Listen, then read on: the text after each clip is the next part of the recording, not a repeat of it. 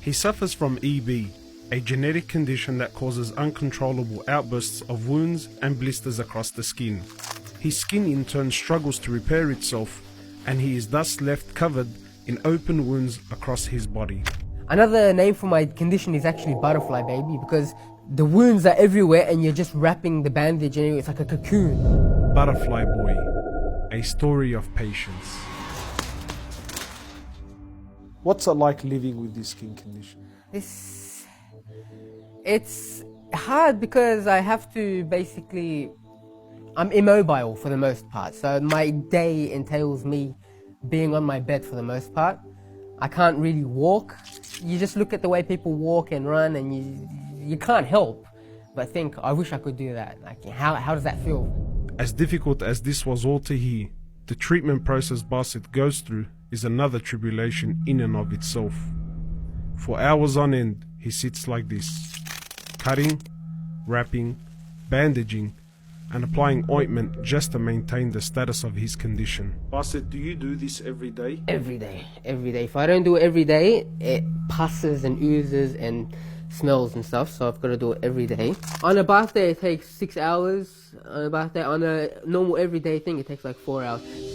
I couldn't fathom the magnitude of what he goes through every single day. I couldn't imagine what it was like to be locked in a room for up to 7 hours on end, crouched over in painstaking treatment. It kind of reminded me of the story of Ayub, the great prophet of Allah, who was also afflicted with an agonizing skin condition that left him bedridden and outcasted from society. Yet despite it all, his heart was able to remain firm, a challenge that Basit finds himself facing every single day.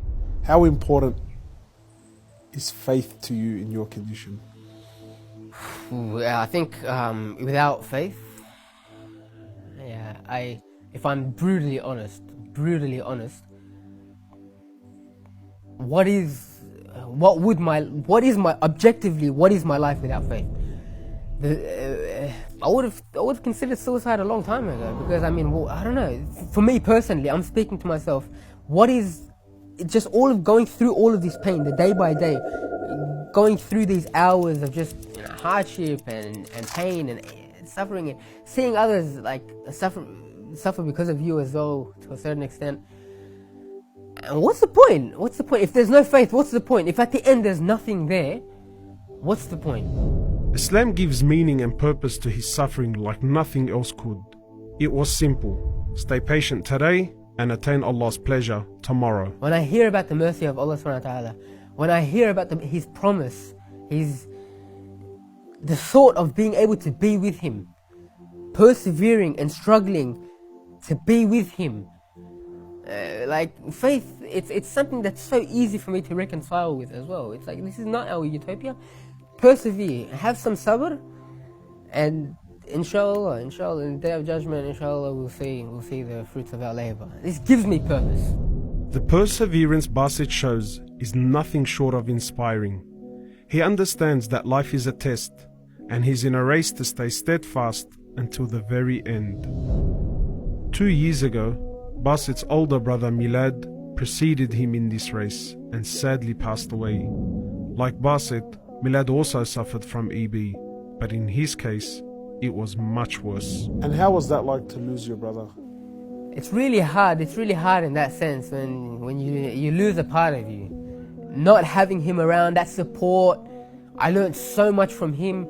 I think a lot of my ability to tolerate and my strength comes from seeing him being so much worse than I am. When I would think of how much he would suffer and struggle, and like, it's just, Allah subhanahu wa ta'ala chose both of us. He just picked us out from all of the creation, just picked us out and just giving us bonus points. In the day of judgment, inshallah, for him especially, imagine the rank that he would be with his patience as well that I witnessed. So like, when I go to his grave and I see that, it's just, I think to myself, instead of me weeping for him being gone, like, he's weeping for us still chained into this struggle. Throughout his tribulation, Basit has managed to stay firm, not only staying patient spiritually, but also in his daily affairs. He has graduated from university, made many friends, and even performed Umrah with myself a couple of years ago. But behind his story of resilience, there is also one other secret that keeps him going forward. Religion has been the bedrock of my life, but my parents are the other factor. Like, alhamdulillah for them. That's all I can say. Alhamdulillah for my parents, because they made it so I don't have to worry at all. When I have these problems and stuff like that, I can only think about these problems. In my mind, like, I don't even have to think about them. They never complain. It's so normal. They make it so normal. That normalcy is something that I'm so grateful for them. If you could give them one thing, what would it be? I pray for my parents. I pray for my parents all the time. Like, Firdaus al-A'la, if they could get Firdaus, if they could go to Jannah, more than anything, for me, for them to reunite in Jannah, more than anything, like, for us to reunite in Jannah. Because for me, deep down, I feel like this is a test, and I can feel that this is a test. And I thank Allah subhanahu wa ta'ala for making me feel that it's a test. The real life, when I will actually wake up with my family, inshallah, is in the next life. Can't forget that. I can't forget that. Basit's story is truly a modern example of patience that we can all admire and learn from. I ask Allah to raise Basit amongst the patient, to make him of those whom He loves, and of course, those who are rewarded in abundance.